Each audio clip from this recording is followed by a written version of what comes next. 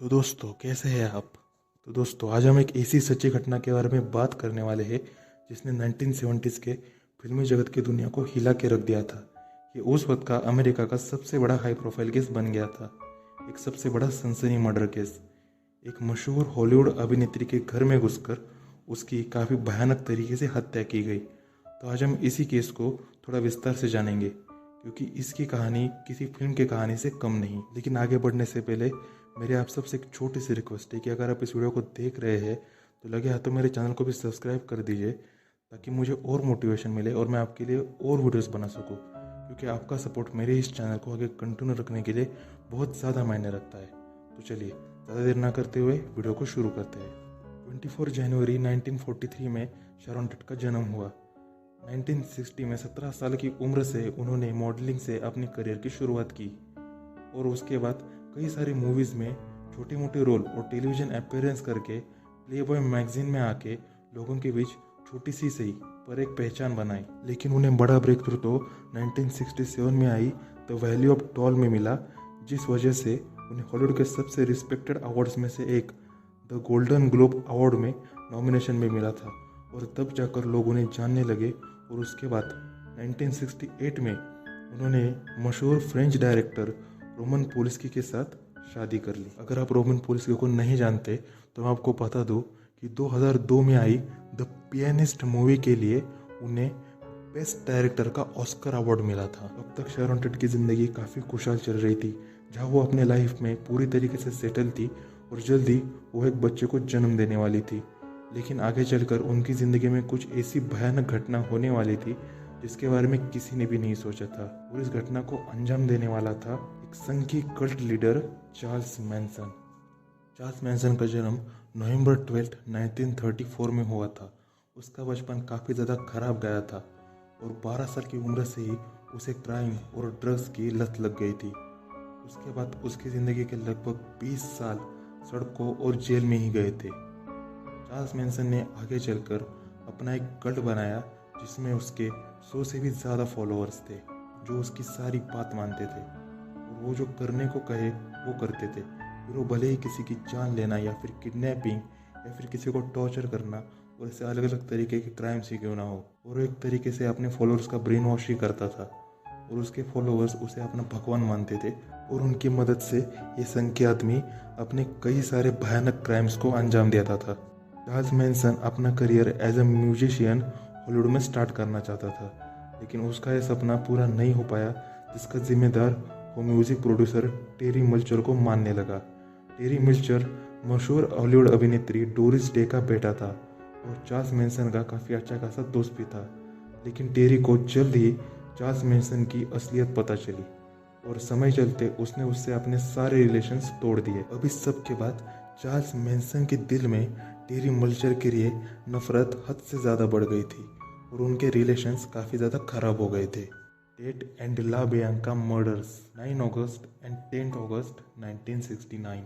8.5 महीने की pregnant Sharon TET उस दिन इवनिंग को अपनी 3 दोस्तों के साथ, जिनका नाम था जे सिमरिंग और वॉसिनेच फ्राइकोस्की, जो रोमन पोलिस्की और शारोन टेट के काफ़ी खास दोस्त भी थे, और फ्राइकोस्की की गर्लफ्रेंड एबिगेल फॉल्जर, इन सब करीबी दोस्तों के साथ अपने मेंशन 150 सेलो ड्राइव लॉस एंजलिस कैलिफोर्निया में अपने स्विमिंग पूल के पास डिनर कर रही थी। उसके बाद वो चारों सोने चले गए, लेकिन उन चारों ने कभी सोचा भी नहीं होगा कि उस रात उन चारों के साथ जो होने वाला है वो अगले दिन की सबसे बड़ी हेडलाइन बनने वाली है। अब उस वक्त रोमन पुलिस के उनके साथ मौजूद नहीं थे क्योंकि वो अपने फिल्म प्रोजेक्ट के सिलसिले में यूरोप गए थे। 8 अगस्त 1969 को चार्ल्स मैनसन ने अपने 4 कट्टर ब्लाइंड फॉलोअर्स टेक्स्ट वॉटसन, सूजन एटकिंस, लिंडा कैस्पियन और पैट्रिका क्रेनवेल, इन सबको ऑर्डर्स दिए कि सेलियो ड्राइव 150 मेंशन में, मतलब शारोन टेट और रोमन पोलिस्की का मेंशन, उस मेंशन में जितने भी लोग होंगे उन सबको पूरी तरीके से ख़त्म कर दो और वहाँ जो भी जिंदा चीज़ होगी उसका नामो निशान मिटा दो। सेलियो ड्राइव मेंशन जिस एरिया में था वो एरिया एक हिल टाइप पॉश एरिया था और एक तरीके से एक हॉलीवुड टाउन ही था, जहाँ काफ़ी सारे जाने माने नॉन पब्लिक पर्सनैलिटीज़ और काफ़ी ज़्यादा अमीर लोग रहते थे। रात को 12 बजे के आसपास यानी 9 अगस्त 1969 की रात को टेक्स्ट, सूजन, लिंडा एंड पैट्रिका, ये चारों मेंबर्स अपने खतरनाक प्लान को अंजाम देने आए, जहां टेक्स वॉटसन ने शैरॉन टेट के घर से कनेक्टेड सारे फोन लाइंस की वायर्स को काट दिया और फिर वो चारों उनके घर में घुस गए, जहां एक एक करके उन्होंने पहले जे सिमरिंग, वोजनेज फ्राइकोवस्की और उसकी गर्लफ्रेंड एबिगेल फोल्जर, इन सबको काफ़ी बेरहमी के साथ जान से मार डाला। इन सब के चेहरे पर और उनके पूरे शरीर पर 50 से भी ज़्यादा बार बार चाकू से वार किए गए।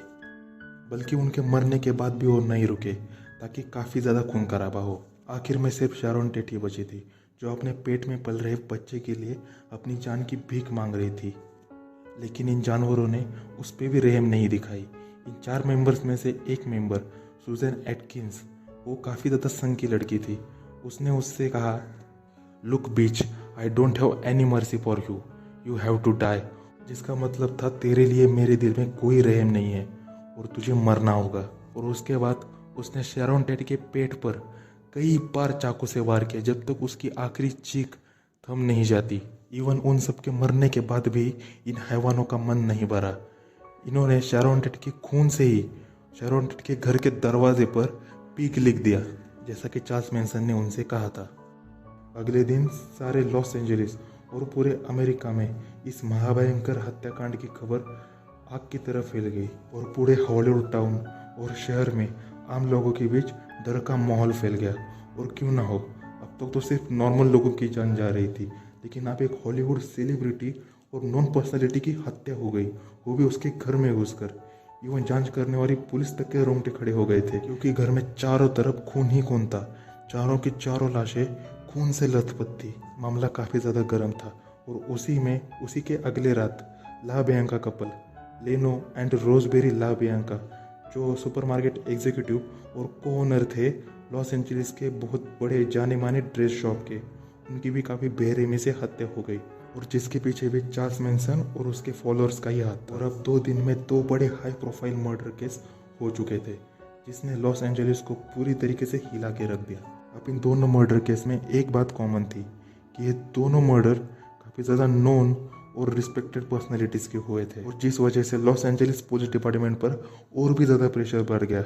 इसके बाद मैनसन फैमिली ने कई सारे मर्डर्स किए, क्राइम्स किए, और इन्हीं क्राइम्स के चलते मैनसन फैमिलीज़ के कुछ मेंबर्स को हिरासत में ले लिया गया और उन मेंबर में सुजैन एटकिंस भी शामिल थी। जी हाँ, वही सुजैन एटकिंस जो टेट मर्डर केस में इन्वॉल्व थी और जिसने शैरॉन टेट को बड़ी ही बेरहमी से मारा था।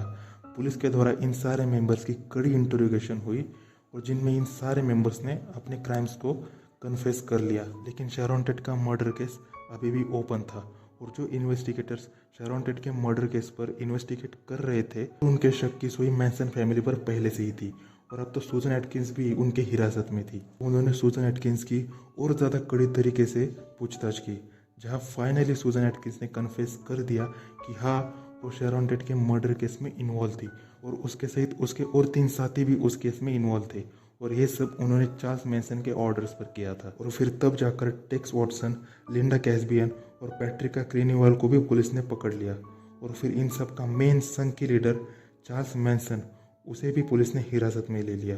और जब ऑफिशियल्स के द्वारा उनसे पूछताछ की गई और उनसे पूछा गया कि क्यों उन्होंने एक हॉलीवुड पर्सनैलिटी को अपना निशाना बनाया, क्योंकि शैरॉन टेट और उनके उन दोस्तों का तो उनसे कोई कनेक्शन भी नहीं था और उनसे कोई दुश्मनी भी नहीं थी, तो उन बेगुनाह लोगों को मारने का क्या रीज़न था, और वो भी एक जाने माने पर्सनैलिटीज़ को मारना।